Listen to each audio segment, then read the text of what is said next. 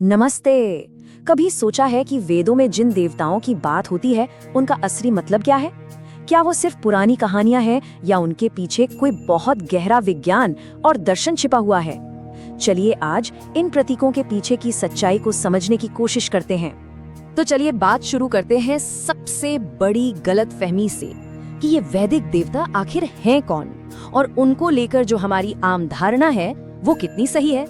ये सवाल ना अक्सर लोगों के मन में आता है जब वो वैदिक देवताओं के नाम सुनते हैं। क्या हमारे पूर्वज बस सूरज, चांद, हवा, पानी की पूजा करते थे या फिर वो हमें कुछ और ही बताना चाह रहे थे? अग्नि, इंद्र, वरुण, ये नाम तो हम सबने सुने हैं ना, पर सवाल ये है कि क्या ये सिर्फ अलग अलग भगवान हैं या इनके पीछे कोई गहरा विज्ञान, कोई फिलॉसफी छिपी है जिसके दरवाजे खुलने का इंतजार कर रहे हैं? देखिए, इस पूरी गुत्थी को सुलझाने की जो चाबी है ना, वो एक ही शब्द के असली मतलब में छिपी है और वो शब्द है देव। ये जो देव शब्द है ये संस्कृत की दिव धातु से निकला है और दिव का मतलब क्या होता है? इसका मतलब है प्रकाश देना, चमकना या ऊर्जा देना। आप सोचिए, इस एक मतलब से ही पूरी कहानी कैसे बदल जाती है। देव का मतलब कोई व्यक्ति नहीं बल्कि कोई भी ऐसी शक्ति जो रोशनी दे, ऊर्जा दे या बैलेंस बनाए रखे। तो अब जब हम देव का असली मतलब समझ गए हैं तो चलिए अब कुछ बड़े वैदिक देवताओं के प्रतीकों को डिकोड करने की कोशिश करते हैं।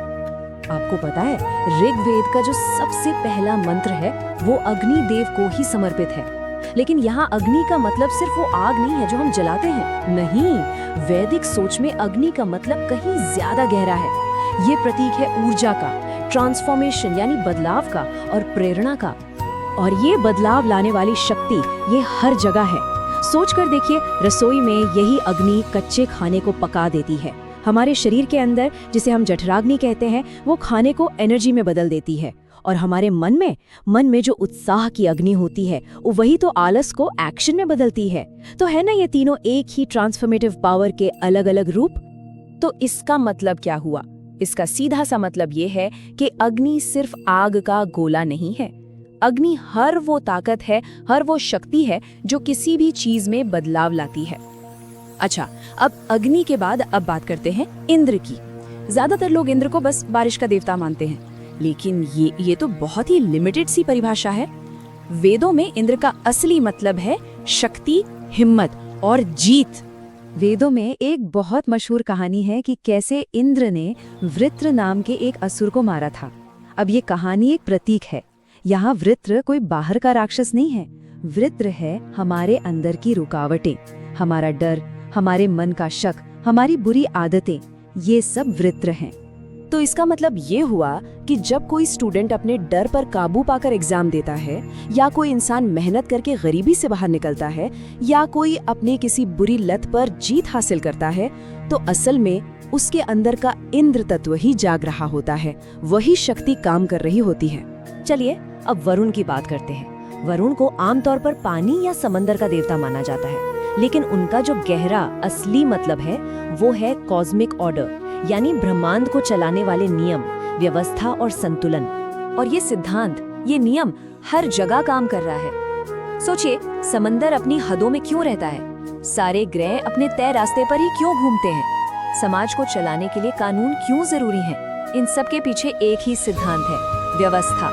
और इसी व्यवस्था का नाम वरुण है। जहाँ भी नियम है, जहाँ भी संतुलन है, वहाँ वरुण तत्व है। तो अगर अग्नि ऊर्जा है, इंद्र हिम्मत है और वरुण नियम है, तो फिर एक सवाल खड़ा होता है, क्या इसका मतलब ये है कि वेद में बहुत सारे अलग अलग भगवान हैं? यही इस पूरी चर्चा का सबसे गहरा सवाल है। इतने सारे नाम, अग्नि, इंद्र, वरुण, वायु, तो क्या इसका मतलब है कि सत्य भी अनेक है या फिर सच्चाई कुछ और है?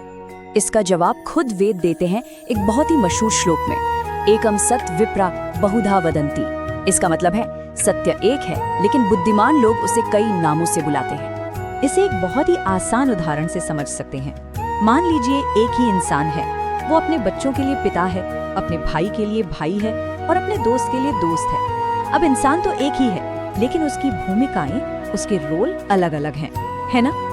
बिल्कुल इसी तरह परम सत्य भी एक ही है, बस उस एक सत्य के अलग अलग गुणों को, अलग अलग शक्तियों को अग्नि, इंद्र, वरुण जैसे अलग अलग नाम दे दिए गए हैं।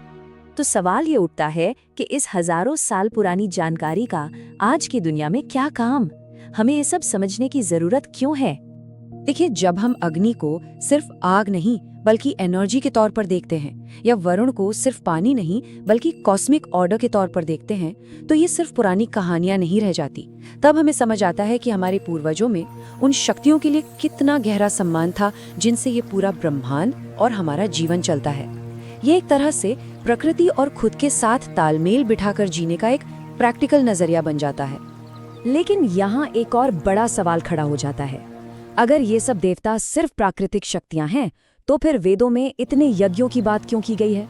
यज्ञ का असली मतलब क्या है? क्या सिर्फ आग में घी डालना, या इसके पीछे भी कोई गहरा विज्ञान और मनोविज्ञान छिपा हुआ है? इस सवाल का जवाब हम ढूंढेंगे अपने अगले विश्लेषण में।